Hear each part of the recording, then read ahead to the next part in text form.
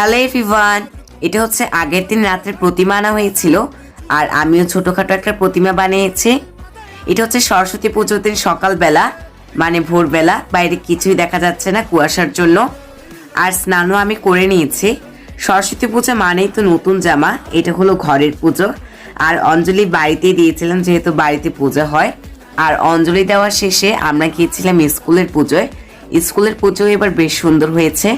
স্কুলের পুজো শেষ করে জগন্নাথ মন্দিরে গিয়েছিলাম আর জগন্নাথ মন্দিরের প্রতিমা সত্যি খুব সুন্দর হয়েছে, প্রশংসনীয়। তারপরে গিয়েছিলাম একাডেমির পুজোতে, অ্যান্ড একাডেমির পুজোও খুব সুন্দর হয়েছে। আর ফায়দা হয়ে তোমরা কেমনভাবে কাটলে সরস্বতী পূজা? আমি তো বেশ সুন্দরভাবে এবার কাটিয়েছি। আর আরেকটা প্রশ্ন, তোমরা কে কে আমার মতন সারা বছর সব কিছু মনে রাখার জন্য মন পিঠা খাও? তো আমি তো সারা বছর সব কিছু মনে রাখার জন্য মন পিঠা খাই। তো আজকের ভিডিও এই পর্যন্ত, দেখা হচ্ছে নেক্সট মিনি ব্লগে। ফেসবুক থেকে দেখলে ফলো দিয়ে দাও আর ইউটিউব থেকে দেখলে সাবস্ক্রাইব করে দাও।